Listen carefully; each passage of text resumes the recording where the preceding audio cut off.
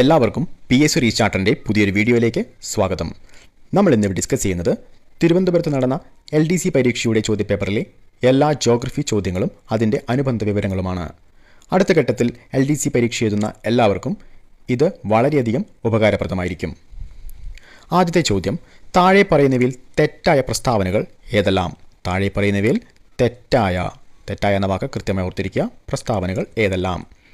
ഒന്നാമത്തെ പ്രസ്താവന, അന്തരീക്ഷത്തിൻ്റെ ഏറ്റവും താഴത്തെ പാളി സ്ട്രാറ്റോസ്ഫിയർ എന്നറിയപ്പെടുന്നു. രണ്ടാമത്, നൈട്രസ് ഓക്സൈഡ് N2O ഒരു ഹരിതഗൃഹ വാതകമാണ്. മൂന്നാമത്, ഗ്രാനൈറ്റ് ഒരുതരം അവസാദ ശിലയാണ്. നാലാമത്, അളകനന്ദ, ഭഗീരഥി എന്നീ നദികൾ ദേവപ്രയാഗിൽ വെച്ച് കൂടിച്ചേരുന്നു. ഓപ്ഷനായി തന്നിരിക്കുന്നത് A 1, 2 എന്നിവ, B 1, 3 എന്നിവ, C 2, 4 എന്നിവ, D 2, 3 എന്നിവ.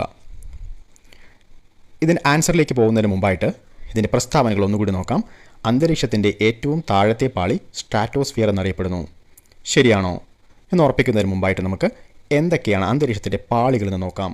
ഇതാണ് ലെയേഴ്സ് ഓഫ് ദി അറ്റ്മോസ്ഫിയർ അഥവാ അന്തരീക്ഷത്തിലെ പാളികൾ. അന്തരീക്ഷത്തിനെ വിവിധങ്ങളായിട്ടുള്ള പാളികളായിട്ട് തിരിച്ചിട്ടുണ്ട്. നമുക്കെല്ലാവർക്കും അറിയാം, ചെറിയ ക്ലാസ്സുകൾ നമ്മൾ പഠിച്ചിട്ടുണ്ട്. അന്തരീക്ഷത്തിനെ അതിൻ്റെ താപനിലയ്ക്കനുസരിച്ച്, ടെമ്പറേച്ചറിനനുസരിച്ച് വിവിധ പാളികളായിട്ട് തിരിച്ചിട്ടുണ്ട്. ഭൂമിയുടെ ഉപരിതലത്തിൽ നിന്നും ഏറ്റവും ആദ്യത്തെ പാളി ട്രോപ്പോസ്ഫിയർ എന്നറിയപ്പെടുന്നു. ഭൂമിയുടെ ഉപരിതലത്തിൽ നിന്നും 0 മുതൽ ഏകദേശം 12 കിലോമീറ്റർ അകലെ വരെയുള്ള പാളിയെ നമ്മൾ ട്രോപ്പോസ്ഫിയർ എന്ന് പറയുന്നു. രണ്ടാമത്തെ പാളി ട്രോപ്പോസ്ഫിയറിന് മുകളിലായിട്ട് സ്ട്രാറ്റോസ്ഫിയർ സ്ഥിതി ചെയ്യുന്നു. 12 മുതൽ 50 കിലോമീറ്റർ വരെ. അതിനു മുകളിലായി മീസോസ്ഫിയർ സ്ഥിതി ചെയ്യുന്നു. 50 മുതൽ 80 കിലോമീറ്റർ വരെ. അതിനു മുകളിലായിട്ട് തെർമോസ്ഫിയർ 80 മുതൽ 700 കിലോമീറ്റർ വരെ. അതിനു മുകളിൽ എക്സോസ്ഫിയർ. ഇത്രയും പാളികളായിട്ട് അന്തരീക്ഷത്തെ തിരിച്ചിരിക്കുന്നു. Troposphere, stratosphere, mesosphere, thermosphere, exosphere. ഈ പേരുകൾ മാറിപ്പോകാതെ കൃത്യമായി ഓർത്തിരിക്കുക. Troposphere, stratosphere, mesosphere, thermosphere, exosphere. നിങ്ങൾക്ക് ആവശ്യമുള്ള കോഡുകൾ ഉപയോഗിക്കാം. ഓക്കെ, അപ്പോൾ ഈ അന്തരീക്ഷത്തിലെ വിവിധ പാളികൾക്ക് വിവിധ പ്രത്യേകതകൾ കൂടിയുണ്ട്. അതിലാദ്യമായിട്ട് ട്രോപ്പോസ്ഫിയർ നോക്കിയാൽ അതിൽ ഭൂമിയുടെ ഉപരിതലത്തിൽ നിന്നും ഏകദേശം 12 കിലോമീറ്റർ വരെ വ്യാപിച്ചിരിക്കുന്നതായിട്ട് കാണാം. ഈ ഭൂമിയുടെ ഉപരിതലത്തിൽ നിന്നും 12 കിലോമീറ്റർ വ്യാപിച്ചിരിക്കുന്നത് കൊണ്ട് തന്നെ ഭൂമിയുടെ അന്തരീക്ഷ വായുവിൻ്റെ ഏകദേശം 70% ഉൾക്കൊള്ളുന്നത് ട്രോപ്പോസ്ഫിയറാണ്. അതുപോലെ തന്നെ ഭൂമിയുടെ അന്തരീക്ഷത്തിൽ നടക്കുന്ന എല്ലാ വെതർ പ്രോസസ്സുകളും, അതായത് മേഘങ്ങൾ, അതുപോലെ തന്നെ മഴ, കാറ്റ് തുടങ്ങിയിട്ടുള്ള എല്ലാ പ്രോസസ്സുകളും നടക്കുന്നത് ട്രോപ്പോസ്ഫിയറിലാണ്. തീർച്ചയായിട്ടും നമുക്കൊരു ലോജിക്ക് ഉപയോഗിച്ച് നമുക്ക് ആലോചിച്ചാൽ കിട്ടും അല്ലേ. അതുപോലെ തന്നെ ട്രോപ്പോസ്ഫിയറിന് തൊട്ട് മുകളിലായിട്ടാണ് സ്ട്രാറ്റോസ്ഫിയർ. അത് ഏകദേശം 12 മുതൽ 50 കിലോമീറ്റർ വരെ വ്യാപിച്ച് കിടക്കുന്നു. ഈ സ്ട്രാറ്റോസ്ഫിയറിലാണ് പ്രധാനമായിട്ടും ഒരു പാളി കാണപ്പെടുന്നത്. ഏതാണ് ആ പാളി? ഓസോൺ ലെയർ കാണപ്പെടുന്ന പാളിയാണ് സ്ട്രാറ്റോസ്ഫിയർ എന്നറിയപ്പെടുന്നത്. ഓക്കെ, ഈ സ്ട്രാറ്റോസ്ഫിയറിലാണ് നമുക്ക് എയർക്രാഫ്റ്റുകൾ അഥവാ ജെറ്റ് വിമാനങ്ങളെല്ലാം പറക്കുന്നത്. സ്ട്രാറ്റോസ്ഫിയറിൻ്റെ ഏറ്റവും താഴ്ന്ന ഭാഗത്തു കൂടിയാണ്. അതുകൂടി ഒന്ന് ഓർത്തിരിക്കുക. അതുപോലെ തന്നെ സ്ട്രാറ്റോസ്ഫിയറിന് തൊട്ട് മുകളിലായിട്ട് മീസോസ്ഫിയർ ഉണ്ട്. ഈ മീസോസ്ഫിയറിന് ഒരു പ്രത്യേകത എന്ന് പറഞ്ഞാൽ ഉൽക്കകൾ, നമ്മുടെ അന്തരീക്ഷത്തിലേക്ക് പതിക്കുന്ന ഉൽക്കകളെല്ലാം കത്തി അമരുന്നത് മീസോസ്ഫിയറിൽ വെച്ചിട്ടാണ്. ഓക്കെ, അതുപോലെ തന്നെ മീസോസ്ഫിയറിന് തൊട്ട് മുകളിലായിട്ട് തെർമോസ്ഫിയർ 80 മുതൽ ഏകദേശം 700 കിലോമീറ്റർ വരെ അകലെയുള്ള തെർമോസ്ഫിയർ. ഈ തെർമോസ്ഫിയറിലാണ് ധ്രുവദീപ്തികൾ, ഔറോറാസ് എന്ന് പറയും അല്ലേ. ആ ഔറോറാസ് അഥവാ ധ്രുവദീപ്തികളെല്ലാം കാണപ്പെടുന്നത് തെർമോസ്ഫിയറിലാണെന്ന് ഓർത്തിരിക്കുക. അതുപോലെ തന്നെ തെർമോസ്ഫിയറിന് മറ്റൊരു പ്രത്യേകത എന്ന് പറയുന്നത് ഇവിടെ ഒരു അയോണുകളുടെ ഒരു ബെൽറ്റ് ഉണ്ട്. സ്ട്രാറ്റോസ്ഫിയറിൽ ഓസോണിൻ്റെ ഒരു ബെൽറ്റ് ഉള്ള പോലെ തന്നെ തെർമോസ്ഫിയറിൽ ഒരു അയോൺസിൻ്റെ ഒരു ബെൽറ്റ് ഉണ്ട്. പോസിറ്റീവ് ചാർജുള്ള കുറേ അയോണുകൾ അടങ്ങുന്നൊരു ബെൽറ്റാണത്. അതിനെ അയണോസ്ഫിയർ എന്നും കൂടി അറിയപ്പെടുന്നു. ഈ അയണോസ്ഫിയർ ഏകദേശം തെർമോസ്ഫിയറിൻ്റെയും മീസോസ്ഫിയറിൻ്റെയും ഇടയിലായിട്ട് അയണോസ്ഫിയർ സ്ഥിതി ചെയ്യുന്നു. ഈ അയണോസ്ഫിയറിന് ഒരു ഏറ്റവും വലിയൊരു പ്രത്യേകത എന്ന് പറഞ്ഞാൽ അയണോസ്ഫിയർ നമ്മുടെ റേഡിയോ വേവ്സുകളെ, ഭൂമിയിൽ നിന്ന് അയക്കുന്ന റേഡിയോ സിഗ്നലുകളെ തിരിച്ച് ഭൂമിയിലേക്ക് തന്നെ അയക്കുന്നത് അയണോസ്ഫിയറാണ്. ഈ അയണോസ്ഫിയർ ഉള്ളത് കൊണ്ടാണ് നമുക്കൊരു റേഡിയോ, വളരെ ദൂരത്ത് നിന്നുള്ളൊരു റേഡിയോ വേവുകൾ നമുക്ക് റിസീവ് ചെയ്യാനും ഗാനങ്ങളൊക്കെ ആസ്വദിക്കാനൊക്കെ നമുക്ക് പറ്റുന്നത്. ഓക്കെ, മെസ്സേജുകളൊക്കെ സ്വീകരിക്കാൻ നമുക്ക് പറ്റുന്നത്. ഓക്കെ, അതുപോലെ തന്നെ ഈ തെർമോസ്ഫിയറിൽ സ്ഥിതി ചെയ്യുന്ന മറ്റൊരു സംഭവമാണ് ISS. എന്താണ്? International space station. Okay, international space station എന്നറിയപ്പെടുന്ന അന്താരാഷ്ട്ര ബഹിരാകാശ നിലയം സ്ഥിതി ചെയ്യുന്നത് തെർമോസ്ഫിയറിലാണെന്ന് കൂടി ഓർത്തിരിക്കുക. അതുപോലെ സ്പേസ് ക്രാഫ്റ്റുകളെല്ലാം അയക്കുന്നത് തെർമോസ്ഫിയറിലാണ് സ്പേസ് ക്രാഫ്റ്റുകളെല്ലാം സ്ഥിതി ചെയ്യുന്നത്. അതുപോലെ തന്നെ തെർമോസ്ഫിയറിന് തൊട്ട് മുകളിലായിട്ടാണ് എക്സോസ്ഫിയർ കാണപ്പെടുന്നത്. എക്സോസ്ഫിയറിൽ വളരെ അപൂർവമായിട്ടുള്ള ചില കണിക രൂപങ്ങളിൽ മാത്രമായിട്ടാണ് അന്തരീക്ഷം കാണപ്പെടുന്നത്. അന്തരീക്ഷം വളരെയധികം കുറവാണ് എക്സോസ്ഫിയറിലെന്നോട് ഓർത്തിരിക്കുക. ഓക്കെ, ഇത്രയുമാണ് അന്തരീക്ഷത്തിലെ അറ്റ്മോസ്ഫറിക്കിൻ്റെ ലെയറുകൾ, അത് അന്തരീക്ഷ പാളികൾ എന്നറിയപ്പെടുന്നത്. ഇത് കൃത്യമായിട്ട് ഓർത്തിരിക്കുക. ഈ പേര് ഓർത്തിരിക്കാനായിട്ട് നിങ്ങൾക്ക് എന്ത് കോഡ് വേണമെങ്കിലും യൂസ് ചെയ്യാം. ഓക്കെ, ഈ പേരിൻ്റെ കൃത്യമായിട്ടുള്ള പാറ്റേണിൽ തന്നെ നിങ്ങൾ ഓർത്തിരിക്കുക, അതിൻ്റെ പ്രത്യേകതകൾ കൂടി ഓർത്തിരിക്കുക. ഇതുമായി ബന്ധപ്പെട്ട് അടുത്ത LDC പരീക്ഷയ്ക്ക് ഏത് പ്രസ്താവന ചോദിച്ചാലും നിങ്ങൾ ആൻസർ എഴുതാൻ സജ്ജരായിട്ടിരിക്കുക. ഓക്കെ, ഇനി ഈ പ്രസ്താവനയിൽ ശരിയാണോ തെറ്റാണോ എന്ന് കൂടി നോക്കാം. ഈ പ്രസ്താവന അന്തരീക്ഷത്തിൻ്റെ ഏറ്റവും താഴത്തെ പാളി സ്ട്രാറ്റോസ്ഫിയർ ആണോ? അല്ല അല്ലേ? തീർച്ചയായിട്ടും നമുക്ക് പറയാം ഇത് തെറ്റാണ്. ഓക്കെ, അടുത്ത പ്രസ്താവന നോക്കിയാൽ നൈട്രസ് ഓക്സൈഡ് N2O ഒരു ഹരിതഗൃഹവാതകം ആണ്. എന്താണ് ഹരിതഗൃഹവാതകം എന്നറിഞ്ഞാൽ മാത്രമാണ് നമുക്കത് നൈട്രസ് ഓക്സൈഡ് ഒരു ഹരിതഗൃഹവാതകമാണെന്ന് പറയാൻ പറ്റൂ. എന്താണ് ഹരിതഗൃഹവാതകങ്ങൾ അഥവാ ഗ്രീൻ ഹൗസ് ഗ്യാസസുകൾ? ഈ ഗ്രീൻ ഹൗസ് ഗ്യാസസുകൾ എന്ന് പറയുന്നത് carbon dioxide, methane, CFCs അഥവാ ക്ലോറോ ഫ്ലൂറോ കാർബണുകൾ, ഓസോൺ, നൈട്രസ് ഓക്സൈഡ് എന്നിവയാണ്. ഇതുകൂടാതെ വാട്ടർ വേപ്പർ അഥവാ അന്തരീക്ഷത്തിലെ നീരാവിയും ഗ്രീൻ ഹൗസ് ഗ്യാസസിൽ പെടുന്നു. അപ്പോൾ എന്തെല്ലാമാണ് ഗ്രീൻ ഹൗസ് ഗ്യാസസുകൾ? Carbon dioxide, methane, CFCs അഥവാ ക്ലോറോ ഫ്ലൂറോ കാർബണുകൾ, ഓസോൺ, നൈട്രസ് ഓക്സൈഡ്, വാട്ടർ വേപ്പറുകൾ തുടങ്ങിയവയാണ് ഗ്രീൻ ഹൗസ് ഗ്യാസസുകൾ എന്ന് കൃത്യമായിട്ട് ഓർത്തിരിക്കുക. അതുകൂടാതെ എന്താണ് ഗ്രീൻ ഹൗസ് അഥവാ എന്താണ് ഗ്രീൻ ഹൗസ് എഫക്റ്റ് അഥവാ ഹരിതഗൃഹ പ്രഭാവം എന്നതുകൊണ്ട് അർത്ഥമാക്കുന്നത് എന്താണ്? ഈ ഹരിതഗൃഹ പ്രഭാവം അഥവാ ഗ്രീൻ ഹൗസ് എഫക്റ്റ് എന്താണെന്ന് നോക്കിയാൽ സൂര്യനിൽ നിന്ന് നമുക്ക് ഇൻസുലേഷൻ അഥവാ ഇൻകമിംഗ് സോളാർ റേഡിയേഷൻ എന്ന് പറയും. ഇൻസുലേഷൻ ഒരു റേഡിയേഷൻസ് അഥവാ ചൂട് കിരണങ്ങൾ ഭൂമിയിലേക്ക് പതിക്കുന്നു. ഭൂമി അതിനെ വളരെ കുറച്ച് മാത്രം ആഗിരണം ചെയ്യുകയും തിരിച്ച് ആകാശത്തിലേക്ക് തന്നെ ബഹിരാകാശത്തേക്ക് തന്നെ ഇത് റിഫ്ലക്റ്റ് ചെയ്യുകയാണ് ചെയ്യുക. ഓക്കെ, ഭൂമി അതിലേക്ക് പതിക്കുന്ന ഇതുപോലുള്ള ഇൻസുലേഷൻ അഥവാ ഇൻകമിംഗ് സോളാർ റേഡിയേഷനെ പൂർണ്ണമായിട്ടും അഥവാ വളരെ കുറച്ച് മാത്രം ആഗിരണം ചെയ്യുകയും പിന്നെ പൂർണ്ണമായിട്ടും അതിനെ ബഹിരാകാശത്തേക്ക് തിരിച്ചയക്കുകയുമാണ് സാധാരണഗതിയിൽ ചെയ്യുക. എന്നാൽ ഈ ഗ്രീൻ ഹൗസ് അന്തരീക്ഷത്തിലുള്ള ഗ്രീൻ ഹൗസ് ഗ്യാസസുകൾ എന്ത് ചെയ്യുന്നു? ഈ തിരിച്ചു പോകുന്ന സോളാർ റേഡിയേഷനെ അത് ആഗിരണം ചെയ്യുകയും വളരെ ചെറിയൊരളവിൽ അത് തിരിച്ച് ഭൂമിയിലേക്ക് തന്നെ തിരിച്ച് പ്രതിഫലിപ്പിക്കുകയും ചെയ്യുന്നു. ഈ പറയുന്ന ഗ്രീൻ ഹൗസ് ഗ്യാസസുകൾ ഇതുമൂലം എന്താണ് സംഭവിക്കുന്നത്? ഭൂമിയുടെ അന്തരീക്ഷം ഒരു മോഡറേറ്റ് ആയിട്ടുള്ളൊരു ഹീറ്റ് നിലനിർത്തുന്നു. ഓക്കെ, ജീവജാലങ്ങൾക്കെല്ലാം നിലനിൽപ്പിന് സഹായിക്കത്തക്ക രീതിയിലുള്ളൊരു ഹീറ്റ് എപ്പോഴും നമ്മളുടെ ഭൂമിയിൽ നിലനിർത്തപ്പെടും. ഓക്കെ, അതുകൊണ്ട് തന്നെ ഈ ഗ്രീൻ ഹൗസ് ഗ്യാസസുകളെല്ലാം വളരെ ഉപകാരികളാണ്. എന്നാൽ ഇത് എപ്പോഴാണ് ഈ ദോഷഫലം ചെയ്യുന്നത്? എപ്പോഴാണ് ഇതിൻ്റെ അളവ്, ഗ്രീൻ ഹൗസ് ഗ്യാസസിൻ്റെ അളവ് അന്തരീക്ഷത്തിൽ ക്രമാതീതമായിട്ട് വർദ്ധിക്കുന്ന സാഹചര്യം ഉണ്ടാകുമ്പോൾ മനുഷ്യൻ്റെ പ്രവർത്തന ഫലങ്ങൾ മൂലം ഫാക്ടറികളിൽ നിന്നും അതുപോലെ തന്നെ വാഹനങ്ങളിൽ നിന്നും എല്ലാം പുകകൾ, അതുപോലെ തെർമൽ പവർ സ്റ്റേഷനുകളിൽ നിന്നും കൽക്കരികളെല്ലാം കത്തിച്ച് വളരെയധികം ഗ്രീൻ ഹൗസ് ഗ്യാസസുകളെ നമ്മൾ എന്ത് ചെയ്യുന്നു? അന്തരീക്ഷത്തിലേക്ക് അയക്കുന്നു. അതുകൊണ്ട് തന്നെ അന്തരീക്ഷത്തിലെ ഗ്രീൻ ഹൗസ് ഗ്യാസസിൻ്റെ അളവ് ക്രമാതീതമായിട്ട് വർദ്ധിക്കുന്നു. ഇത് വർദ്ധിക്കുമ്പോൾ എന്താ ചെയ്യുക? സൂര്യനിൽ നിന്നും വരുന്ന ഇൻകമിംഗ് സോളാർ റേഡിയേഷൻ എന്ന് പറഞ്ഞു ആ സോളാർ റേഡിയേഷനെ തിരിച്ച് ഭൂമി അതിനെ റിഫ്ലക്റ്റ് ചെയ്ത് പോകാൻ അനുവദിക്കാതെ വീണ്ടും അന്തരീക്ഷത്തിലേക്ക് തന്നെ തിരിച്ച് പ്രവേശിപ്പിക്കുന്നു. ഇൻഫ്രാറെഡ് പോലുള്ള ചൂട് കിരണങ്ങൾ ഭൂമിയുടെ അന്തരീക്ഷത്തിൽ തന്നെ തങ്ങി നിന്നുള്ള അവസ്ഥ എന്തായിരിക്കും? ഭൂമി ക്രമാതീതമായിട്ട് ഹീറ്റ് വർദ്ധിക്കുകയും ആ ഹീറ്റ് മൂലമാണ് നമുക്ക് ഈ പറയുന്ന ആഗോളതാപനം തുടങ്ങിയിട്ടുള്ള പ്രതിഭാസങ്ങളെല്ലാം അഡ്വേഴ്സ് ആയിട്ടുള്ള എഫക്റ്റുകളെല്ലാം ഭൂമിയിൽ അനുഭവിക്കുന്നത്. ഓക്കെ, ഇതിനെയാണ് നമ്മൾ ഗ്രീൻ ഹൗസ് എഫക്റ്റ് എന്ന് പറയുന്നത്. ഗ്രീൻ ഹൗസ് എഫക്റ്റ് ചില മോഡറേറ്റ് ആയിട്ടുള്ള അളവിലാണെങ്കിൽ നല്ലതാണ്, അത് ഭൂമിയുടെ നിലനിൽപ്പിന് സഹായിക്കുന്നതാണ്. എന്നാൽ അത് കൂടുതലായിട്ട് വന്നാലും പ്രശ്നമാണ്. ഓക്കെ, ഇതാണ് ഗ്രീൻ ഹൗസ് എഫക്റ്റ് അഥവാ ഗ്രീൻ ഹൗസ് ഗ്യാസസുകളും ഗ്രീൻ ഹൗസ് എഫക്റ്റും. ഓക്കെ, ഇനി ആ പ്രസ്താവനയിലേക്ക് പോയി കഴിഞ്ഞാൽ പ്രസ്താവനയിൽ എന്താണ് പറയുന്നത്? നൈട്രസ് ഓക്സൈഡ് N2O ഒരു ഹരിതഗൃഹവാതകമാണ്. നമുക്ക് കൃത്യമായി പറയാൻ കഴിയില്ലേ? നൈട്രസ് ഓക്സൈഡ് ഒരു ഹരിതഗൃഹവാതകമാണ്. അതുപോലെ തന്നെ അടുത്ത പ്രസ്താവന ഗ്രാനൈറ്റ് ഒരുതരം അവസാദശിലയാണ്. അടുത്തതാണ് ഗ്രാനൈറ്റ് ഒരുതരം അവസാദശിലയാണ്. എന്താണ് ശിലകളെന്ന് കൂടി നമ്മൾ ഓർത്തിരിക്കണം. എന്താണ് ശിലകൾ? വിവിധങ്ങളായിട്ടുള്ള ശിലകളുണ്ട് അഥവാ റോക്സുകളുണ്ട് അല്ലേ? ഏതെല്ലാമാണ് റോക്സുകൾ? റോക്സുകളിലെ igneous rocks, sedimentary rocks. Igneous rocks എന്ന് പറഞ്ഞാൽ ആഗ്നേയശിലകൾ, മലയാളത്തിൽ ആഗ്നേയശിലകൾ. സെഡിമെൻ്ററി റോക്സ് അഥവാ അവസാദശിലകൾ. അതുപോലെ തന്നെ മെറ്റമോർഫിക് റോക്സ് അഥവാ കായാന്തരിത ശിലകൾ എന്നിങ്ങനെ വിവിധങ്ങളായിട്ട് തിരിച്ചിട്ടുണ്ട് ശിലകളെ. ഇഗ്നിയസ് റോക്സ് അഥവാ ആഗ്നേയശിലകളെന്നും, സെഡിമെൻ്ററി റോക്സ് അഥവാ അവസാദശിലകളെന്നും, മെറ്റമോർഫിക് റോക്സ് അഥവാ കായാന്തരിത ശിലകളെന്നും വിവിധങ്ങളായിട്ട് തിരിച്ചിട്ടുണ്ട്. ഓക്കെ, ഇതിൽ ഈ ഇഗ്നിയസ് റോക്സ് അഥവാ ആഗ്നേയശിലകൾ ശിലകളുടെ മാതാവ് അല്ലെങ്കിൽ മാതൃശില അല്ലെങ്കിൽ പ്രാഥമിക ശില എന്നെല്ലാം അറിയപ്പെടുന്നു. ഈ ശിലകളെല്ലാം ഉണ്ടാകുന്നത് ഇഗ്നിയസ് റോക്സിൽ, മറ്റു ശിലകളെല്ലാം ഉണ്ടാകുന്നത് ഇഗ്നിയസ് റോക്സിൽ നിന്നാണ് കൂടി ഓർത്തിരിക്കുക. ഈ ഇഗ്നിയസ് റോക്സ് അഥവാ ആഗ്നേയശിലകൾ ഉണ്ടാകുന്നത് എങ്ങനെയാണ്?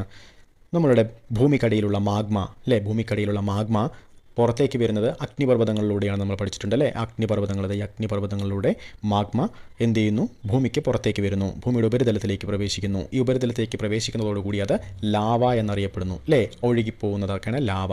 ആ ഒഴുകിപ്പോകുന്ന ലാവ തണുത്തുറഞ്ഞിട്ടാണ് ഏതുണ്ടാവുന്നത്? ഇഗ്നിയസ് റോക്സുകൾ അഥവാ ആഗ്നേയശിലകൾ ഉണ്ടാകുന്നത്. ഓക്കെ, ഈ ആഗ്നേയശിലകൾ മാഗ്മ അഥവാ ലാവ തണുത്തുറഞ്ഞുണ്ടാകുന്നതാണ് ആഗ്നേയശിലകൾ എന്നുകൂടി ഓർത്തിരിക്കുക. ഇതിന് ഉദാഹരണങ്ങളായിട്ട് വരുന്നതാണ് ഗ്രാനൈറ്റ്, ബസാൾട്ട്, ഒബ്സിഡിയൻ തുടങ്ങിയിട്ടുള്ളവയാണ് ആഗ്നേയശിലകൾക്ക് ഉദാഹരണം. കൂടുതൽ ഉദാഹരണങ്ങൾ നിങ്ങൾ നോക്കുക. അതുപോലെ തന്നെ പ്രധാനപ്പെട്ട ഉദാഹരണങ്ങളാണ് ഗ്രാനൈറ്റ്, ബസാൾട്ട്, ഒബ്സിഡിയൻ തുടങ്ങിയവ ആഗ്നേയശിലകൾ അഥവാ ഇഗ്നിയസ് റോക്സിന് ഉദാഹരണങ്ങൾ. ഇനി ഇഗ്നിയസ് റോക്സ് എങ്ങനെയാണ് സെഡിമെൻ്ററി റോക്സ് ആകുന്നത് നോക്കാം. ഇത് വെതറിങ് അഥവാ ഇറോഷനൊക്കെ മൂലം, വെതറിങ് എന്ന് പറഞ്ഞാൽ എന്താണ്? കാലാവസ്ഥകൾ, അതായത് കാറ്റ്, മഴ, വെയിൽ തുടങ്ങിയിട്ടുള്ള കാലാവസ്ഥകളിൽ പെടുന്ന എല്ലാ സംഭവങ്ങളും പ്രതിഭാസങ്ങളെല്ലാം നടന്ന് അതിന് കാലാകാലാന്തരത്തിൽ അതെന്ത് ചെയ്യുന്നു? ഇറോഷൻ ചെയ്യുന്നു അഥവാ ശോഷിക്കും, അഥവാ സെഡിമെൻസുകളായിട്ട് ചില കണങ്ങളായിട്ട് എന്ത് ചെയ്യുന്നു? വിഭജിക്കുകയും അത് പിന്നീട് ഒഴുകി വന്ന് എവിടെയെങ്കിലും അക്യുമുലേറ്റ് ചെയ്യുകയും ചെയ്യുന്നു, അഥവാ എവിടെയെങ്കിലും സെഡിമെൻസ് ആയിട്ട് മാറുന്നു. ഇത് സെഡിമെൻസ് ആയി മാറി പിന്നീട് അക്യുമുലേറ്റ് ചെയ്ത് അത് അക്യുമുലേറ്റ് ചെയ്യും. പ്രഷർ, ഹീറ്റ് തുടങ്ങിയിട്ടുള്ളവൻ്റെ സഹായത്തോടെ വീണ്ടും അക്യുമുലേറ്റ് ചെയ്ത് എന്ത് ചെയ്യുന്നു? സ്റ്റോൺ ആയിട്ട് അത് വീണ്ടും ഒരു റോക്കായിട്ട് മാറുന്നു. അതിനെയാണ് നമ്മൾ സെഡിമെൻ്ററി റോക്സ് എന്ന് പറയുന്നത്, അഥവാ അവസാദശിലകൾ എന്ന് പറയുന്നത്. ഓക്കെ, അതിന് ഉദാഹരണങ്ങളാണ് conglomerate, mudstone, limestone തുടങ്ങിയിട്ടുള്ളവയെല്ലാം സെഡിമെൻ്ററി റോക്സ് അഥവാ അവസാദശിലകൾക്ക് ഉദാഹരണങ്ങളാണ്. ഈ അവസാദശിലകളിൽ മറ്റൊരു പ്രത്യേകത എന്ന് പറയുന്നത് ഈ അവസാദശിലകളിലാണ് ഫോസിലുകൾ കാണപ്പെടാൻ ഏറ്റവും കൂടുതൽ സാധ്യതയുള്ളത് അവസാദശിലകളിലാണെന്ന് കൂടി ഓർത്തിരിക്കുക അല്ലേ. ഈ ലെയറായിട്ടൊക്കെ അടുക്കുന്നത് കൊണ്ട് തന്നെ ഇത് സെഡിമെൻ്ററീസ് റോക്സ് ആണ്. ലെയറായിട്ട് അടുക്കുകളായിട്ട് കാണപ്പെടുന്നത്. അതുകൊണ്ട് തന്നെ ഫോസിലുകളെല്ലാം കാണപ്പെടാൻ സാധ്യതയുള്ളത് സെഡിമെൻ്ററി റോക്സിലാണ്. ഇഗ്നിയസ് റോക്സിൽ ഒരിക്കലും ഫോസിലുകൾ കാണപ്പെടാൻ സാധ്യതയില്ല. മെറ്റമോർഫിക് റോക്സിൽ വളരെ റെയറായിട്ട് ചിലപ്പോൾ കാണാൻ സാധ്യതയുണ്ട്, അത്രയേ ഉള്ളൂ. ഓക്കെ, അതുപോലെ തന്നെ മെറ്റമോർഫിക് അഥവാ കായാന്തരിത ശിലകൾ എന്താണെന്ന് കൂടി നോക്കിയാൽ ഈ ഇഗ്നിയസ് റോക്സോ അല്ലെങ്കിൽ സെഡിമെൻ്ററി റോക്സോ രണ്ടിനുമോ എന്ത് സംഭവിക്കുന്നു? ഹീറ്റ് ആൻഡ് പ്രഷർ കൊണ്ട്, വളരെയധികം ഹീറ്റും പ്രഷറും മൂലം ഇഗ്നിയസ് റോക്സും സെഡിമെൻ്ററി റോക്സും എന്തായി മാറാം? കായാന്തരിത ശിലകളായിട്ട് മാറാം. ഈ രണ്ട് റോക്സും എന്ത് ചെയ്യാം? കായാന്തരിത ശിലകളായിട്ട് മാറാനുള്ള സാധ്യതയുണ്ട്. അതിന് ഉദാഹരണങ്ങളാണ് ഷിസ്റ്റ്, സ്ലൈറ്റ് തുടങ്ങിയിട്ടുള്ളവ. ഓക്കെ, ഇതാണ് മെറ്റമോർഫിക് റോക്സ് അഥവാ കായാന്തരിത ശിലകൾക്ക് ഉദാഹരണം. ഇതാണ് റോക്ക് സൈക്കിൾ എന്നറിയപ്പെടുന്നത്. ഇതിൽ പറഞ്ഞിട്ടുണ്ടല്ലേ, ഇഗ്നിയസ് റോക്സ് വെതറിങ്ങും എറോഷനും എല്ലാം സെഡിമെൻസ് ആയിട്ട് മാറി അത് പിന്നീട് വളരെ ഹീറ്റ് ആൻഡ് പ്രഷർ എല്ലാം കൊണ്ട് എന്താവുന്നു? സെഡിമെൻ്ററി റോക്സ് ആയിട്ട് മാറുന്നു. ഹീറ്റ് ആൻഡ് പ്രഷർ മൂലം സെഡിമെൻ്ററി റോക്സ് ആയിട്ട് മാറുന്നു. അത് പിന്നീട് ഈ ഇഗ്നിയസ് റോക്സ് തന്നെയും അതുകൂടാതെ സെഡിമെൻ്ററി റോക്സ് തന്നെയും മെറ്റമോർഫിക് റോക്സ് ആയിട്ട് മാറുന്നു. ഓക്കെ, ഈ മെറ്റമോർഫിക് റോക്സിനും വെതറും എറോഷനും എല്ലാം സംഭവിച്ചിട്ട് സെഡിമെൻ്ററി റോക്സ് ആയിട്ട് മാറാം. ഓക്കെ, ഇതിങ്ങനെ ഒരു സൈക്കിൾ പോലെ ഇങ്ങനെ ഈ പിന്നീട് സെഡിമെൻ്ററി മെറ്റമോർഫിക് റോക്സിന് മെൽറ്റിംഗ് സംഭവിച്ചിട്ടാണ് മാഗ്മയായിട്ട് മാറുന്നത്. അത് വീണ്ടും ഇഗ്നിയസ് റോക്സ് ആയിട്ട് മാറുന്നത്. ഇതിങ്ങനെ റോക്സ് ഒരു സൈക്കിൾ പോലെ ഇങ്ങനെ ഇത് ഭൂമിയിൽ ഇങ്ങനെ നടന്നുകൊണ്ടിരിക്കുന്ന ഒരു പ്രോസസ്സാണ്. അതിന് നമ്മൾ റോക്ക് സൈക്കിൾ എന്നൊക്കെ പറയും. ഓക്കെ, ഇതിന് കൂടുതലായിട്ടൊന്നും നോക്കണ്ട. ഇതുമായി ബന്ധപ്പെട്ടിട്ടുള്ള ഏത് പ്രസ്താവനകൾക്കും ആൻസർ ചെയ്യത്തക്ക രീതിയിൽ നമുക്ക് ഇത് നോക്കിയിട്ടുണ്ട്. ഓക്കെ, ഇതിൻ്റെ ഉദാഹരണങ്ങൾ മാത്രം കുറച്ചുകൂടി കൂടുതലായിട്ട് നമ്മൾ സെർച്ച് ചെയ്ത് പഠിക്കുക. ഓക്കെ, ഇതിൽ പ്രധാനപ്പെട്ട ഉദാഹരണങ്ങൾ എന്ന് പറയുന്നത് ഗ്രാനൈറ്റ്, ഇഗ്നിയസ് റോക്സിൻ്റെ ഗ്രാനൈറ്റ്, ബസാൾട്ട്, ഒബ്സിഡിയൻ. അതുപോലെ തന്നെ സെഡിമെൻ്ററി റോക്സിന് വരുന്നത് conglomerate, mudstone, limestone തുടങ്ങിയിട്ടുള്ളവയാണ് സെഡിമെൻ്ററി റോക്സിന്. അതുപോലെ മെറ്റമോർഫിക് റോക്സിന് ജെനസിസ്, ഷിസ്റ്റ്, സ്ലൈറ്റ് തുടങ്ങിയിട്ടുള്ള ഉദാഹരണങ്ങൾ നമ്മൾ പലപ്പോഴും ചോദിച്ച് കണ്ടിട്ടുണ്ട്. അത് കൃത്യമായിട്ട് ഓർത്തിരിക്കുക. ഓക്കെ, ഇനി അതിൻ്റെ പ്രസ്താവനയിലേക്ക് പോയാൽ ഗ്രാനൈറ്റ് ഒരുതരം അവസാദശിലയാണ്. ശരിയാണോ തെറ്റാണോ? ഗ്രാനൈറ്റ് അവസാദശിലയല്ല അല്ലേ. നമ്മൾ പ്രത്യേകം പറഞ്ഞിട്ടുണ്ട് ഗ്രാനൈറ്റ് ഒരു ആഗ്നേയശിലയാണ് അല്ലേ. ഏറ്റവും ആദ്യം പറഞ്ഞു ഗ്രാനൈറ്റ് ആഗ്നേയശില. അതുപോലെ തന്നെ നാലാമത്തെ പ്രസ്താവനയിൽ പറയുന്നത് അളകനന്ദ, ഭഗീരഥി എന്നീ നദികൾ ദേവപ്രയാഗിൽ വെച്ച് കൂടിച്ചേരുന്നു. എന്താണ് അളകനന്ദ, ഭഗീരഥി നദികൾ? നമ്മുടെ ഗംഗാ നദിയുടെ പോഷക നദികളാണ് അളകനന്ദ, ഭഗീരഥി തുടങ്ങിയിട്ടുള്ള നദികളെല്ലാം നമ്മൾ പഠിച്ചിട്ടുണ്ടല്ലേ. ആ അളകനന്ദിയും ഭഗീരഥിയും കൂടിച്ചേരുന്ന ഭാഗം ദേവപ്രയാഗ് എന്നാണ് അറിയപ്പെടുന്നത്. അതൊന്നുകൂടി നോക്കിയാൽ നമുക്ക് ഒരു ഡയഗ്രാം വെച്ചിട്ട് തന്നെ നമുക്ക് നോക്കാം.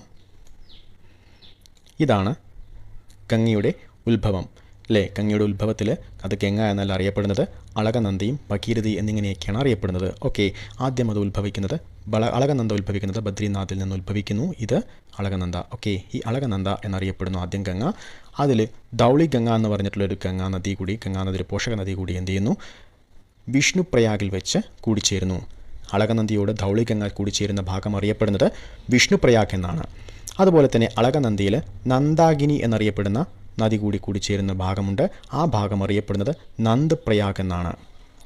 അതുപോലെ അളകനന്ദിയോട് പിണ്ടാർ ഗംഗ എന്നറിയപ്പെടുന്ന നദി കൂടിച്ചേരുന്ന ഭാഗം അറിയപ്പെടുന്നത് കർണപ്രയാഗ് എന്നും, മന്ദാകിനി നദി, അളകനന്ദിയോട് മന്ദാകിനി നദി കൂടിച്ചേരുന്ന ഭാഗം അറിയപ്പെടുന്നത് രുദ്രപ്രയാഗ് എന്നുമാണ്.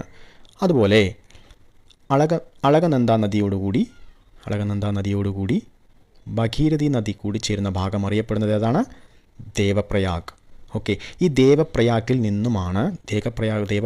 നിന്നും പിന്നീട് അങ്ങോട്ട് ഗംഗ എന്ന പേരിലാണ് ഈ നദി അറിയപ്പെടുന്നത്. ഓക്കെ,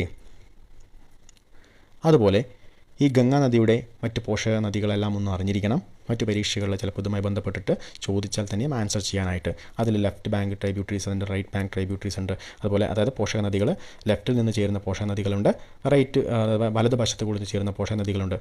ഓക്കെ, അതുപോലെ തന്നെ ഗംഗാ നദി കനൗജിൽ വെച്ച് രാംഗംഗയുമായിട്ട് കൂടിച്ചേരുന്നു അല്ലേ. ഗംഗാ നദിയിൽ കനൗജിൽ വെച്ച് രാംഗംഗ കൂടിച്ചേരുന്നു. അതുപോലെ അലഹബാദിൽ വെച്ച് യമുന നദി, ഗംഗാ നദിയുടെ ഒരു പോഷക നദിയാണ്, ഏറ്റവും വലിയ പോഷക നദികളിലൊന്നാണ് യമുന നദി അല്ലേ. ആ യമുന നദി കൂടിച്ചേരുന്നത് അലഹബാദിൽ വെച്ചിട്ടാണ് അല്ലേ. അതുപോലെ ഗോമതി നദി, ഘാഗ്ര, ഗണ്ഡക്, കോസി, മഹാനന്ദ തുടങ്ങിയിട്ടുള്ള നദികളെല്ലാം അതിൻ്റെ ഇടതുവശത്തു നിന്നും അതിന് ഗംഗയിലേക്ക് കൂടിച്ചേരുന്നുണ്ട്. അതിൻ്റെ വലതുവശത്ത് കൂടിച്ചേരുന്ന നദികളൊന്നാണ്, ഏറ്റവും പ്രമുഖമായിട്ടുള്ള നദിയാണ് യമുന നദി. യമുന നദിക്ക് ശേഷം ആ യമുന നദിയുടെ പോഷക നദികളായിട്ട് വരുന്നതാണ് ചമ്പൽ, സിന്ധ്, ബെത്തുവ, കെൻ. ചമ്പൽ, സിന്ധ്, ബെത്തുവ, കെൻ എന്നിവ യമുന നദിയുടെ പോഷക നദികളാണ്. അതുപോലെ സോൺ എന്ന് പറഞ്ഞ നദി ഗംഗയിലേക്ക് നേരിട്ട് ചേരുന്നു. അതുപോലെ ഗംഗാ നദി ഹൂഗ്ലി എന്നും പദ്മ എന്നും നദി എന്നിങ്ങനെ പ്രവേശിക്കുന്നത് അടുത്ത അയൽ രാജ്യമായിട്ടുള്ള ബംഗ്ലാദേശിലേക്ക് പ്രവേശിച്ച് അത് പിന്നീട് നമ്മുടെ ബ്രഹ്മപുത്രയുമായിട്ട് ചേർന്നിട്ട് മേഘ്ന എന്ന പേരിലെല്ലാം അറിയപ്പെടുന്നു അല്ലേ. അതൊക്കെ നമ്മൾ പഠിച്ചിട്ടുണ്ട്. അതുപോലെ തന്നെ ഈ ഹൂഗ്ലിയിൽ ദാമോദർ എന്ന് പറഞ്ഞിട്ടുള്ളൊരു നദി കൂടി ചേരുന്നുണ്ട്. പിന്നീട് ഇത് ബംഗാൾ ഉൾക്കടലിലേക്ക് പതിക്കുന്നു. ഓക്കെ, ഇത്രയുമാണ് ഈ ഗംഗ റിവർ സിസ്റ്റത്തിൽ പ്രധാനമായിട്ടും നമുക്ക് നോക്കേണ്ടത്. പ്രധാനമായിട്ടും ഇതിൻ്റെ കൈവഴികളെല്ലാം പഠിച്ചിരിക്കുക, അഥവാ കൈവഴികൾ, അതുപോലെ തന്നെ ഇതിൻ്റെ പോഷക നദികളെല്ലാം പഠിച്ചിരിക്കുക. ഓക്കെ, ഇതിന് പ്രധാനപ്പെട്ട വലതുവശത്ത് കൂടി ചേരുന്നതും ഇടതുവശത്ത് കൂടി ചേരുന്നതുമായിട്ടുള്ള പോഷക നദികൾ കൃത്യമായിട്ട് ഓർത്തിരിക്കുക. ഓക്കെ, ഇത്രയുമാണ് ഗംഗയുമായി ബന്ധപ്പെട്ടുള്ള കാര്യങ്ങൾ. ഈ ഗംഗയുമായി ബന്ധപ്പെട്ടുള്ള കാര്യങ്ങളിൽ പ്രസ്താവന നോക്കിയാൽ അളകനന്ദ, ഭഗീരഥി എന്നീ നദികൾ ദേവപ്രയാഗിൽ വെച്ച് കൂടിച്ചേരുന്നു. കൃത്യമായിട്ടും ശരിയാണെന്ന് പറയാം അല്ലേ നമുക്ക്. ഓക്കെ, ഇതിൻ്റെ ആൻസർ നോക്കിയാൽ എന്താണ് ആൻസർ വരിക? ഒന്നാമത്തെ ചോദ്യത്തിൻ്റെ ആൻസറായിട്ട് വരുന്നത് എന്താണ്? തെറ്റായ പ്രസ്താവനകളെന്നാണ് പറഞ്ഞിരിക്കുന്നത് അല്ലേ. അതിലേതൊക്കെയാണ് തെറ്റ്? 1ഉം 3ഉം. അന്തരീക്ഷത്തിലെ ഏറ്റവും താഴത്തെ പാളി സ്ട്രാറ്റോസ്ഫിയർ ആണെന്ന് അറിയപ്പെടുന്നത് തെറ്റാണ്. അതുപോലെ തന്നെ ഗ്രാനൈറ്റ് ഉയരം അവസാദശിലയാണെന്ന് അറിയപ്പെടുന്നത് തെറ്റാണ്. അപ്പോൾ 1ഉം 3ഉമാണ് തെറ്റ്. അപ്പോൾ ആൻസർ ബി അല്ലേ. Answer B. ഇനി അടുത്ത ചോദ്യത്തിലേക്ക് പോകാം.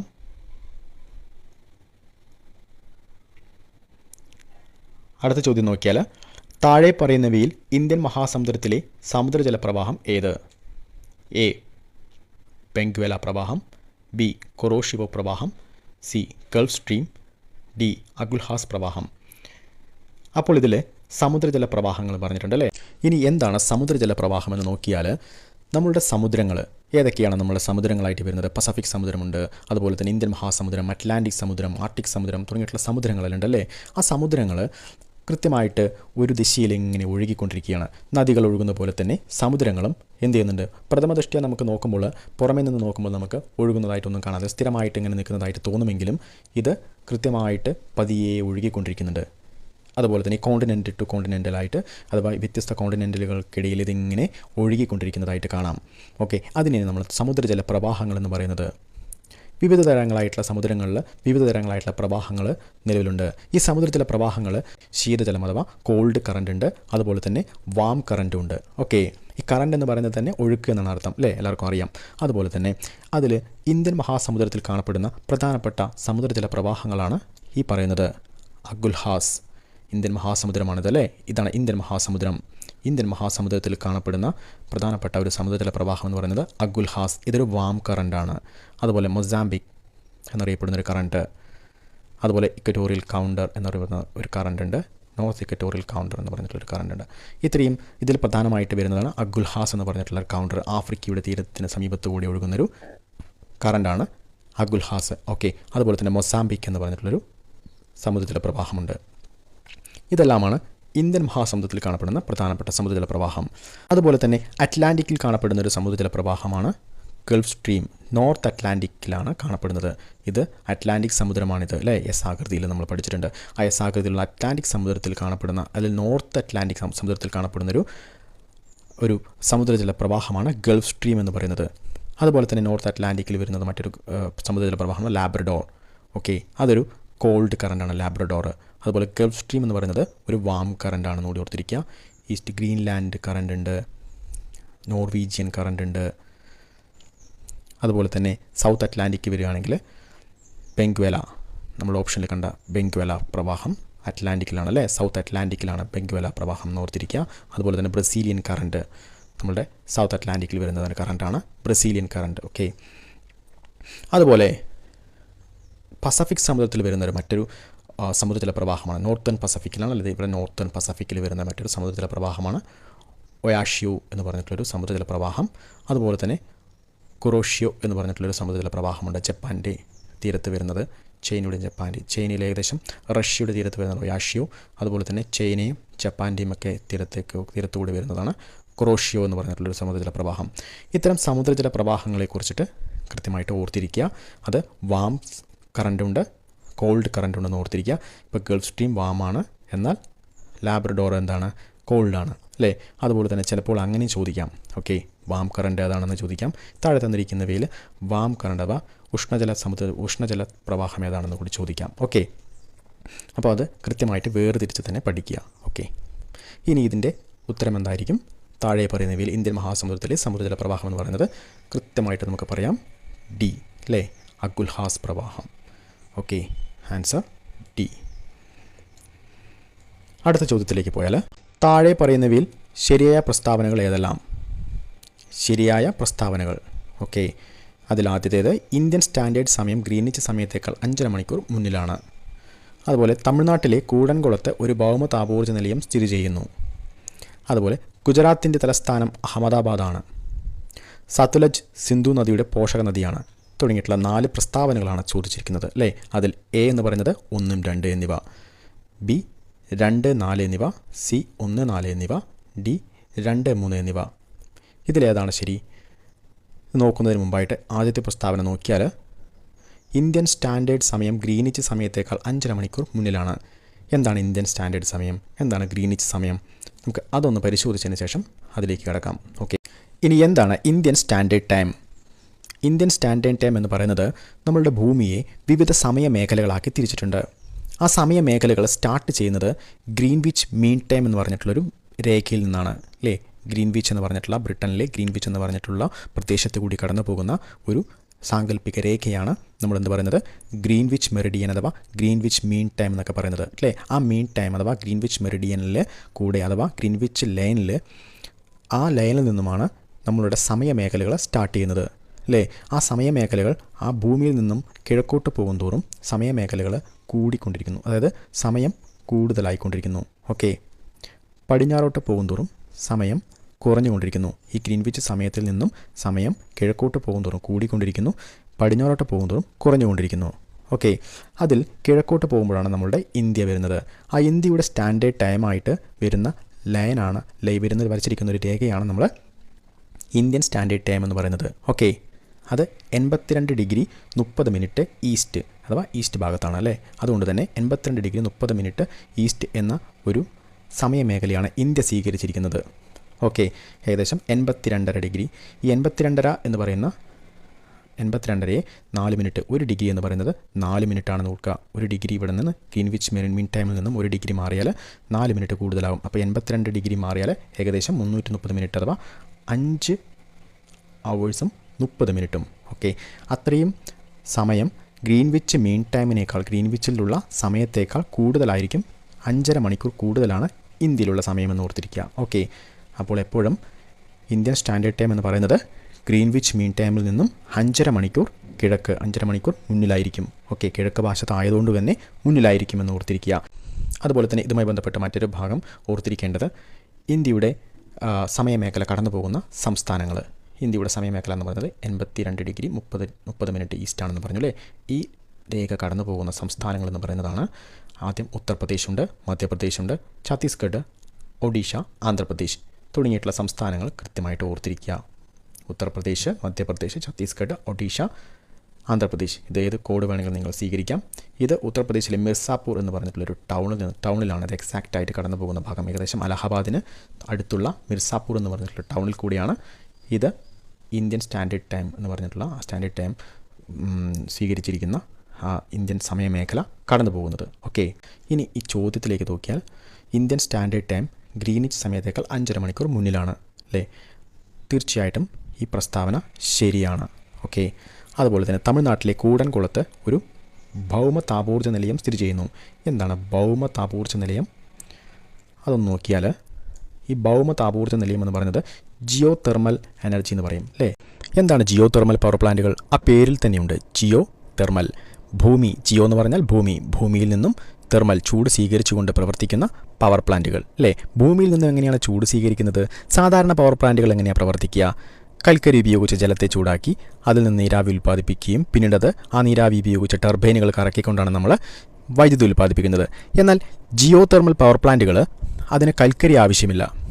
അതിനാവശ്യമായിട്ടുള്ള നീരാവി ഉൽപ്പാദിപ്പിക്കുന്നത് ഭൂമി തന്നെയാണ്. എങ്ങനെയാണ് ഭൂമി ആ നീരാവി ഉൽപ്പാദിപ്പിക്കുന്നത്? നമുക്കറിയാം ഭൂമിക്കടിയിൽ മാഗ്മയുണ്ട് അല്ലേ. ആ മാഗ്മ വളരെയധികം ചൂടുള്ളതാണ്. ആ മാഗ്മ അതിന് മുകളിലായിട്ടുള്ള ഹോട്ട് റോക്കുകൾ അല്ലേ, അതിന് മുകളിലായിട്ടുള്ള ഒരു റോക്ക് ബെഡ് ഉണ്ടായിരിക്കും. ആ റോക്ക് ബെഡിന് മുകളിൽ വാട്ടർ ഉണ്ടായിരിക്കും. ഈ ഭൂമിയുടെ എല്ലാ ഭാഗത്തുമില്ല, ചില ഭാഗങ്ങളിൽ, ഭൂമിയുടെ ചില ഭാഗങ്ങളിലാണ് ഇത് ഇങ്ങനെയൊരു പ്രതിഭാസം കാണുന്നത്. മാഗ്മയ്ക്ക് മുകളിലായിട്ടുള്ള ചൂടായിട്ടുള്ള കല്ലുകൾക്ക് മുകളിൽ സ്ഥിതി ചെയ്യുന്ന വാട്ടർ അഥവാ ജലത്തിന് വളരെയധികം ചൂട് കൂടുതലായിരിക്കും. കൂടാതെ നീരാവിയും സ്റ്റീം അതെല്ലാം പ്രൊഡ്യൂസ് ചെയ്ത് വളരെ പ്രഷറിലായിരിക്കും ആ ഭാഗത്ത് വാട്ടർ നിൽക്കുക. അവിടേക്ക് നമ്മൾ എന്ത് ചെയ്യുന്നു? ഒരു കുഴൽക്കിണർ സ്ഥാപിക്കുന്നു. ഓക്കെ, ആ കുഴൽക്കിണർ വഴി നമ്മൾ എന്ത് ചെയ്യുന്നു? മുകളിലേക്ക് ശക്തമായിട്ട് നീരാവിയെ മുകളിലേക്ക് എടുത്ത് ടർബൈൻ കറക്കുകയും ടർബൈൻ എന്ത് ചെയ്യുന്നു? ഇലക്ട്രിസിറ്റി പ്രൊഡ്യൂസ് ചെയ്യുകയും ചെയ്യുന്നു. പിന്നീട് ഈ നീരാവി ഉപയോഗിച്ച് നീരാവിയെ തണുപ്പിക്കുകയും ആ തണുപ്പിച്ച നീരാവി വീണ്ടും വെള്ളമായിട്ട് തന്നെ തിരിച്ച് ഒരു ഇജക്ഷൻ വെല്ല് അതുപോലെ തന്നെ ഒരു കുഴൽക്കിണർ സ്ഥാപിച്ച് ആ ഭാഗത്തേക്ക് തന്നെ തിരിച്ച് വെള്ളം എത്തിക്കുകയും ചെയ്യുന്നു. ഓക്കെ, ഇതൊരു സൈക്ലിംഗ് ആയിട്ട് ഇങ്ങനെ നടന്നുകൊണ്ടിരിക്കും. ഓക്കെ, ഇതൊരു സൈക്ലിംഗ് പ്രോസസ്സായിട്ട് ഇതൊരു നടന്നുകൊണ്ടിരിക്കും. അതുകൊണ്ട് തന്നെ ഇതൊരു റിന്യൂവബിൾ എനർജിയാണെന്ന് നമുക്ക് പറയാം അല്ലേ. ഒരു റിന്യൂവബിൾ എനർജിയാണ്, അഥവാ പുനരുപയോഗിക്കാൻ ശേഷിയുള്ളൊരു എനർജിയാണ് ജിയോ തെർമൽ പവർ പ്ലാന്റുകൾ എന്ന് നമുക്ക് പറയാൻ പറ്റും. ഓക്കെ, ഇതാണ് ജിയോ തെർമൽ പവർ പ്ലാന്റുകൾ നടക്കുന്നത്. ഇത് ഭൂമിയുടെ എല്ലാ ഭാഗത്തുമില്ല, ചില ഭാഗങ്ങളിലുള്ള ജിയോഗ്രഫിക്കൽ പ്രത്യേകത, ആ ഒരു ഭൂമിശാസ്ത്രപരമായിട്ടുള്ള പ്രത്യേകതകൾ മൂലമാണ് അതവിടെ നടക്കുന്നത്. ഓക്കെ, അത് ഇന്ത്യയിൽ അത് പ്രധാനമായിട്ടും എല്ലാ ഭാഗത്തും ഇല്ല എന്ന് ഓർക്കുക. അതിന് ചില ഭാഗങ്ങളുണ്ട്. ജമ്മു കാശ്മീരിൻ്റെ മേഖലകൾ എടുത്താൽ പുക എന്ന് പറഞ്ഞിട്ടുള്ള ലഡാക്കിലെ ഒരു ഭാഗം പുക. ഓക്കെ, അതുപോലെ തന്നെ മണിക്കിരൺ നമുക്കെല്ലാവർക്കും കേട്ടിട്ടുണ്ടാവും. ഹിമാചൽ പ്രദേശിൽ, അതുപോലെ ലഡാക്കിലെ പുക, ഹിമാചലിൽ മണിക്കിരൺ, അതുപോലെ ആന്ധ്രാപ്രദേശിലൊരു ബുഗ എന്ന് പറഞ്ഞിട്ടുള്ളൊരു ഭാഗം. തട്ടപ്പാണി ഇമ്പോർട്ടൻ്റ് ആണ്, ഛത്തീസ്ഗഡിൽ തട്ടപ്പാണി. ഓക്കെ, സൂരജ് കുണ്ട് ജാർഖണ്ഡിൽ, സൂരജ് കുണ്ട് എന്ന് പറഞ്ഞിട്ടുള്ള ഒരു ജാർഖണ്ഡിലെ ഭാഗം സൂരജ് കുണ്ട്. അതുപോലെ തന്നെ തുവ, ഗുജറാത്തിലെ തുവ, സൊഹാന എന്ന് പറഞ്ഞിട്ടുള്ള രാജസ്ഥാനിലെ ഭാഗം തുടങ്ങിയിട്ടുള്ള മേഖലകളിലാണ് പ്രധാനമായിട്ടും എന്ത് ചെയ്യുന്നത്? ജിയോ തെർമൽ പവർ പ്ലാന്റുകളെല്ലാം നമുക്ക് ഉൽപ്പാദിപ്പിക്കാൻ സാധിക്കുള്ളൂ. ഓക്കെ, അത് ഇതിൽ പ്രത്യേകം ഓർക്കേണ്ട കാര്യം എന്ന് വെച്ചാൽ നമുക്ക് ചോദ്യത്തിൽ തമിഴ്നാട്ടിലെ കൂടംകുളം എന്നാണ് പറഞ്ഞിരിക്കുന്നത്. തമിഴ്നാട്ടിൽ ജിയോ തെർമൽ പവർ പ്ലാന്റുകൾ സ്ഥാപിക്കത്തക്ക രീതിയിലുള്ള ഒരു പ്രത്യേകതകളായിട്ടുള്ളൊരു ഭൂമിശാസ്ത്ര മേഖല നമ്മളിതുവരെ കണ്ടെത്തിയിട്ടില്ല. ഓക്കെ, അതുകൊണ്ട് തന്നെ അവിടെയെല്ലാം നമുക്ക് കൃത്യമായിട്ട് അറിയാൻ പറ്റും അല്ലേ. അപ്പോൾ ഈ ഓപ്ഷൻ തെറ്റാണ്. മൂന്നാമത് പ്രസ്താവനയായി നോക്കിയാൽ ഗുജറാത്തിൻ്റെ തലസ്ഥാനം അഹമ്മദാബാദാണ്. ഗുജറാത്തിൻ്റെ തലസ്ഥാനം അഹമ്മദാബാദാണ്. ശരിയാണോ? ഗുജറാത്തിൻ്റെ തലസ്ഥാനം ഗാന്ധിനഗറാണ്, അഹമ്മദാബാദ് അല്ല അല്ലേ. എല്ലാവർക്കും അറിയാം, എല്ലാ സംസ്ഥാനത്തിൻ്റെയും തലസ്ഥാനങ്ങൾ കൃത്യമായിട്ട് ഓർത്തിരിക്കുക. അത് സ്റ്റാറ്റിക് ജികെയാണ്, കൃത്യമായി എല്ലാവരും പഠിച്ചിരിക്കുക. ഓക്കെ, ഗുജറാത്തിൻ്റെ തലസ്ഥാനം ഗാന്ധിനഗറാണ്. ആയതുകൊണ്ട് തന്നെ മൂന്നാമത് പ്രസ്താവന തെറ്റാണ്. അപ്പോൾ നാലാമത് പ്രസ്താവനയായിട്ട് സത്ലജ് സിന്ധു നദിയുടെ പോഷക നദിയാണ്. സത്ലജ് സിന്ധു നദിയുടെ പോഷക നദിയാണ്. അപ്പോൾ സിന്ധു നദിയുടെ പോഷക നദികൾ അഥവാ ട്രൈബ്യൂട്ടറീസ് ഏതൊക്കെയാണെന്ന് നോക്കിയാൽ, ഈ ഡയഗ്രം നോക്കിയാൽ അറിയാം. പ്രധാനപ്പെട്ട സിന്ധു നദിയുടെ ട്രൈബ്യൂട്ടറീസ് അഥവാ പോഷക നദികൾ എന്ന് പറയുന്നത് സത്ലജ് വരുന്നുണ്ട് അല്ലേ. സത്ലജ്, രവി, ചെനാബ്, ജലം. അതുകൂടാതെ ബിയാസ് ഉണ്ട്. ബിയാസ് സത്ലജിൽ ചേരുമെങ്കിലും ബിയാസ് ഒരു പോഷക നദി തന്നെയാണ്. ഓക്കെ, പ്രധാനപ്പെട്ട 5 നദികൾ ചേർന്ന് പഞ്ച് നദ് എന്ന പേരിൽ പാകിസ്ഥാനിൽ വെച്ചിട്ട് എന്ത് ചെയ്യുന്നു? സിന്ധു നദിയുമായി ചേരുന്നു. ഓക്കെ, അതുകൂടാതെ തന്നെ സിന്ധുവിൻ്റെ പ്രധാനപ്പെട്ട മറ്റ് പോഷക നദികൾ റൈറ്റ് ബാങ്ക് ട്രിബ്യൂട്ടറീസ് എന്ന് പറയും, അഥവാ വലതുവശത്ത് കൂടി ചേരുന്നതിൽ പ്രധാനപ്പെട്ട പോഷക നദികളാണ് ഷിയോക്ക്, ഗിൽജിത്ത്, സ്വാത്ത്, കാബൂൾ, ഓക്കെ, ഖുമാൽ, അങ്ങനെ തുടങ്ങിയിട്ടുള്ള പ്രധാനപ്പെട്ട പോഷക നദികൾ വലതുവശത്ത് കൂടി ചേരുന്നുണ്ട്. ഇതെല്ലാം പോഷക നദികൾ പ്രത്യേകം പഠിച്ചു വയ്ക്കണം. കൂടാതെ മറ്റ് ചെറുനദികളുണ്ട്. കാശ്മീരിലുമായി ബന്ധപ്പെട്ട് കിഷൻ ഗംഗ, അതുമായി ബന്ധപ്പെട്ടുള്ള പ്രൊജക്റ്റുകളുണ്ട്. ജലം നദിയുണ്ട്, അതുമായി ബന്ധപ്പെട്ട ധാൽ തടാകമുണ്ട്, അല്ലേ? തുടങ്ങിയിട്ടുള്ള കാര്യങ്ങളെല്ലാം പഠിച്ചു വെക്കണം. ഓക്കെ, ഇതിൽ പ്രധാനമായിട്ട് നമ്മൾ ഇതിൻ്റെ പോഷക നദികളെല്ലാം കൃത്യമായിട്ട് ഓർത്ത് വയ്ക്കുക. ഓക്കെ, അപ്പോൾ നമുക്കിതിൻ്റെ ആൻസർ പറയുവാണെങ്കിൽ ഏതാ പറയുക? സത്ലജ് സിന്ധു നദിയുടെ പോഷക നദിയാണോ? അതെ അല്ലേ, സത്ലജ് ശരിയാണ്, സിന്ധു നദിയുടെ പോഷക നദിയാണ്. അപ്പോൾ ഈ ക്വസ്റ്റ്യനിൽ 2 പ്രസ്താവനകളാണ് ശരി, 2 പ്രസ്താവനകൾ തെറ്റാണ്. 1ഉം 4ഉമാണ് ശരി അല്ലേ? അപ്പോൾ ആൻസർ വരിക സി, 1ഉം 4ഉം ശരി. Okay, answer C. അടുത്ത ചോദ്യം നോക്കാം. ഉഷ്ണമേഖലാ ചുഴലിക്കാറ്റുകൾ അറ്റ്ലാന്റിക് മേഖലയിൽ എന്തു പേരിൽ അറിയപ്പെടുന്നു? ഉഷ്ണമേഖലാ ചുഴലിക്കാറ്റുകൾ അറ്റ്ലാന്റിക് മേഖലയിൽ എന്തു പേരിൽ അറിയപ്പെടുന്നു? A cyclone, B willy willies, C typhoon, D hurricane. Answer നോക്കുന്നതിന് മുമ്പായിട്ട് നമ്മുടെ നാട്ടിൽ ചുഴലിക്കാറ്റുകൾക്ക് എന്താ അറിയപ്പെടുക? സൈക്ലോൺ എന്ന പേരിലാണ് അറിയപ്പെടുന്നത് അല്ലേ? നമ്മുടെ നാട്ടിൽ അറിയപ്പെടുന്ന സൈക്ലോൺ എന്നറിയപ്പെടുന്ന ചുഴലിക്കാറ്റ് മറ്റു നാടുകളിൽ മറ്റു പേരുകളാണ് അറിയപ്പെടുന്നത്. ഓക്കെ, ഇതെല്ലാം ഭൂമധ്യരേഖാ പ്രദേശങ്ങളിൽ അഥവാ ട്രോപ്പിക്കൽ മേഖലകളിൽ ക്രിയേറ്റ് ചെയ്യപ്പെടുന്ന ചുഴലിക്കാറ്റുകളാണ്. ഓക്കെ, അത് നോക്കിയാൽ ഓസ്ട്രേലിയ ഭാഗങ്ങളിലെല്ലാം ഇത് വില്ലി വില്ലീസ് എന്ന പേരിലാണ് അറിയപ്പെടുന്നത്. ഓസ്ട്രേലിയൻ ഭാഗങ്ങളിൽ വില്ലി വില്ലീസ് എന്ന പേരിലും, വെസ്റ്റേൺ പസഫിക് മേഖലകൾ അഥവാ ചൈന, ജപ്പാൻ തുടങ്ങിയിട്ടുള്ള രാജ്യങ്ങളുടെ മേഖലകളിൽ ടൈഫൂൺ എന്ന പേരിൽ അറിയപ്പെടുന്നു. അതുപോലെ തന്നെ അറ്റ്ലാന്റിക് സമുദ്ര മേഖലകളിൽ ഇത് അറിയപ്പെടുന്നത് ഹരിക്കെയിൻ എന്ന പേരിലാണ്. ഹരിക്കെയിൻ. ഓക്കെ, US, മെക്സിക്കോ തുടങ്ങിയിട്ടുള്ള രാജ്യങ്ങളുടെ മേഖലകളിൽ. അതുപോലെ തന്നെ ഈസ്റ്റേൺ പസഫിക്, അതും US, മെക്സിക്കോ തുടങ്ങിയിട്ടുള്ള രാജ്യങ്ങളുടെ പടിഞ്ഞാറ് വശമാണ് അല്ലേ? ആ ഈസ്റ്റേൺ പസഫിക് മേഖലകളിലും അറ്റ്ലാന്റിക് മേഖലകളിലെല്ലാം ഹരിക്കെയിൻ എന്നും, ഓസ്ട്രേലിയൻ മേഖലകളിൽ വില്ലി വില്ലീസ് എന്നും, ഇന്ത്യൻ മഹാസമുദ്രത്തിൽ സൈക്ലോൺ എന്നും, വെസ്റ്റേൺ പസഫിക് മേഖലകളിൽ ടൈഫൂൺ അഥവാ ജപ്പാൻ, അതുപോലെ തന്നെ ചൈന തുടങ്ങിയിട്ടുള്ള രാജ്യങ്ങളുടെ മേഖലകളിൽ ടൈഫൂൺ എന്നുമാണ് അറിയപ്പെടുന്നത്. ഓക്കെ, ഇതിൽ നിന്ന് നമുക്ക് ആൻസർ ലഭിച്ചു. ഏതാണ്? അറ്റ്ലാന്റിക് മേഖലകൾ അറിയപ്പെടുന്നത് ഏത് പേരിലാണ്? ഹരിക്കെയിൻ എന്ന പേരിലാണ് അല്ലേ? ഹരിക്കെയിൻ. Okay, answer D. അപ്പോൾ ഇത്രയുമാണ് ഇതുമായി ബന്ധപ്പെട്ടിട്ടുള്ള ചോദ്യങ്ങൾ. 2024 LD ക്ലർക്ക് തിരുവനന്തപുരം ജില്ലയിൽ നിന്നും ചോദിച്ച ജോഗ്രഫിയുമായി ബന്ധപ്പെട്ടുള്ള ചോദ്യങ്ങളാണ് നമ്മൾ ഡിസ്കസ് ചെയ്തിരിക്കുന്നത്. അതുമായി ബന്ധപ്പെട്ടുള്ള പ്രസ്താവനകളും അതുമായി റിലേറ്റഡ് ആയിട്ടുള്ള ഇനി എന്ത് പ്രസ്താവനകളും ചോദ്യങ്ങൾ വന്നാൽ തന്നെയും ആൻസർ ചെയ്യത്തക്ക രീതിയിൽ നമ്മൾ ഡിസ്കസ് ചെയ്തു. ഇത് എല്ലാവരും നന്നായിട്ടിരുന്ന് പഠിക്കുക. ഓക്കെ, അടുത്ത എക്സാമിന് അടുത്ത ഘട്ടത്തിൽ പരീക്ഷ എഴുതുന്നവർക്ക് ഇത് വളരെ ഹെൽപ്ഫുള്ളായിരിക്കും. Okay, thank you. അതുപോലെ തന്നെ ഈ വീഡിയോ ഇഷ്ടപ്പെടുകയാണെങ്കിൽ തീർച്ചയായിട്ടും നിങ്ങൾ ലൈക്ക് ചെയ്യുക, ഷെയർ ചെയ്യുക, സബ്സ്ക്രൈബ് ചെയ്യുക. Okay, thank you.